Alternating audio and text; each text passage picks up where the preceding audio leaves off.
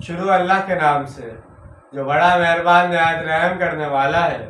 اور چھوڑ دو ان لوگوں کو جنہوں نے اپنے دین کو کھیل اور تماشا بنا لیا ہے اور ان کو دھوکے میں مبتلا کر دیا ہے دنیا کی زندگی نے۔ اور اب تذکیر کیجئے اسی قرآن کے ذریعے سے مبادا کوئی جان اپنے کرتوتوں کے سبب گرفتار ہو جائے، پھر اس کے لیے نہیں ہوگا اللہ کے مقابلے میں کوئی کارساز اور نہ کوئی سفارشی۔ اور اگر وہ فدیہ دینا چاہیں کل کا کل فدیہ تو بھی اس سے قبول نہیں کیا جائے گا۔